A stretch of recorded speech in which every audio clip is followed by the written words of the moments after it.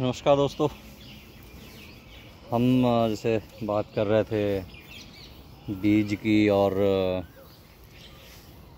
अपने घरेलू ज़रूरतें पूरे करने की या एक कमर्शियल खेती की। तो जो सब्जियां हैं, फल हैं, उनका जो वो पैदा होते हैं उसका तरीका एक ही होता है कि पौधा उगता है, पहले उसकी वेजिटेटिव ग्रोथ होती है, वनस्पति वृद्धि होती है और फिर उम्र आने पे उसके फूल निकलते हैं। फूल का जो परागण होता है, वो दो तरह के फूल होते हैं, मतलब इसमें जातियाँ आप कह सकते हो फसलों की।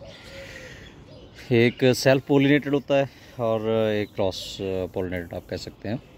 सेल्फ पोलिनेटेड में नर और मादा पुंकेसर जो होते हैं एक ही फूल में होते हैं, और दूसरे में ये अलग अलग पौधे के अलग अलग हिस्से में या फलों में अलग अलग पौधों पे होते हैं। तो ये पॉलिनेशन मेनली दो तीन तरीक़ों से होती है। पहला तो होता है कि ये ग्रेविटी से ही कुदरती वो आपस में ही हो जाता है जब जो सेल्फ पोलिनेटेड होते हैं। दूसरा तरीका होता है कि हवा से हो जाते हैं। अनाज वाली ज़्यादातर फसलें जैसे उसमें ग्रेविटी और हवा दोनों से ही हो जाते हैं। गेहूँ है, धान है, आपका मक्की है, बाजरा है। तो अनाज वाली आप कह सकते हो, अनाज और मिलेट्स वाली फसलें जो है वो इस तरीके से हो जाती हैं। दूसरा तरीका जो है जो मेन पॉलिनेशन ख़ास तौर पे जो सब्जियों में होती हैं, उसमें थोड़े बड़े फूल निकलते हैं फलों में और सब्जियों में। तो उसमें जो बहुत सारे कीट जो हैं वो सहयोग करते हैं। उनमें से जो आमतौर पे सब जानते हैं वो मधुमक्खियां हैं, जो हनी बीज़ जो शहद भी बनाती हैं। तो हनी बीज़ जो है उसके बारे में कहा भी गया है, शायद सर अल्बर्ट आइंस्टाइन ने कहा था कि जिस दिन शहद की मक्खियाँ ख़त्म हो जाएंगी तो दुनिया ख़त्म हो जाएगी, इस धरती से जीवन ख़त्म हो जाएगा। और कई माहिरों ने बताया है कि एक्सपर्ट बताते हैं कि जिस खेत में, सब्जियों के खेत में मधुमक्खी पालन किया जाए, मधुमक्खियाँ अच्छी गिनती में अवेलेबल होंगी, वहाँ आम जो पैदावार है उससे 30-35% ज़्यादा पैदावार हो सकती है। तो बगीची में हो चाहे आपके खेत हों, तो उसमें एक काम ज़रूर कीजिए कि फूल वाले जो पौधे ज़रूर लगाएं। ये फूल है, नाम तो मुझे पता नहीं इसका। तो ये ऐसे ही उगे हुए थे यहाँ कॉलोनी में। तो जहाँ जहाँ में पौधे उगे थे, थोड़े थोड़े पौधे पहचान करके मैंने लगा दिए हैं। ये 3 पौधे एक तरह के फूल के हैं। ये सनफ्लावर टाइप कोई फूल है ये। इसका जो फूल देख के वही लग रहा है कि ये सूरजमुखी की तरह है, ये नाम भी शायद इसका ऐसा ही हो। तो ये 3-4 पौधे इसके लगाए हुए हैं। फिर यहाँ पे गेंदा लगाया हुआ है,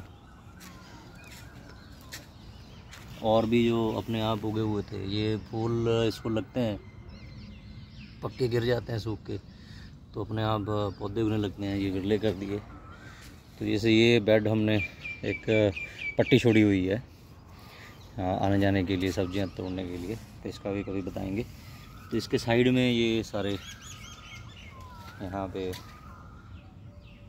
ये गेंदे के, इसको सतवर्ग भी बोल देते हैं, मैरीगोल्ड, ये लगाए हुए हैं। ये पहले के कुछ लगे हुए थे, उस पर देखो फूल आ गए हैं। अब इसके फूल सूख भी रहे हैं, तो पौधा लगाने की भी ज़रूरत नहीं है।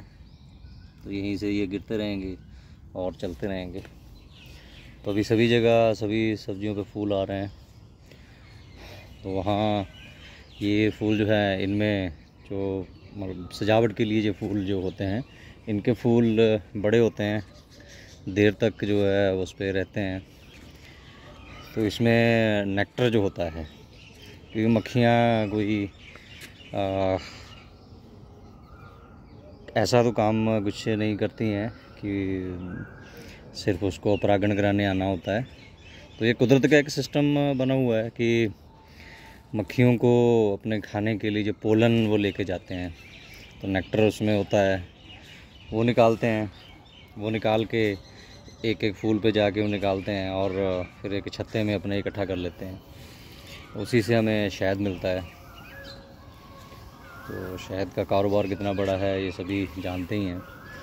तो जो किसान सब्जियों की खेती करते हैं वो अगर साथ में मधुमक्खियों का पालन भी करें और खेत में हर जगह पे अगर आपने खेत में सब्जियां लगाई हुई हैं तो अगर ज़्यादा नहीं तो हर 30 फीट 40 फीट 50 फीट पे जो है सबसे जो आसान ये गेंदे के होते हैं तो ये लगा सकते हैं।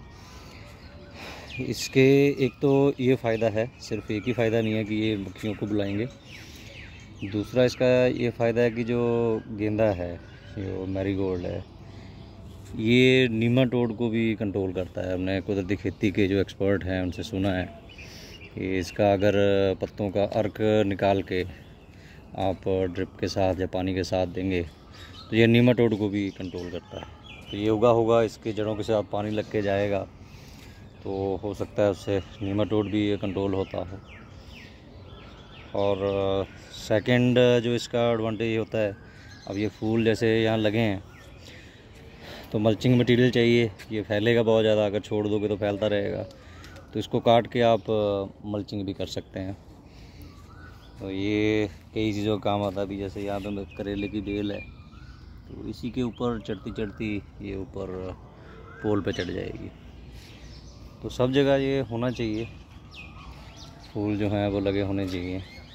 सभी सब्जियों में अभी देखिए कि फल लग रहे हैं, फूल लग रहे हैं। तो इसका परागण जो है इन पे मक्खियाँ आएंगी। जैसे अभी थोड़ी देर में 9 साढ़े 9 बजे के आसपास शुरू हो जाता है तो वो इसका परागण जो है कराएंगी। आप देख सकते हैं यहाँ खीरे को भी फूल आ गए हैं, अभी नर फूल हैं। तो धीरे धीरे जो है सभी सब्जियां जो हैं उनको फूल आ रहे हैं। जैसे जैसे ये कीट आएंगे तो इनमें परागण जो है वो होता जाएगा।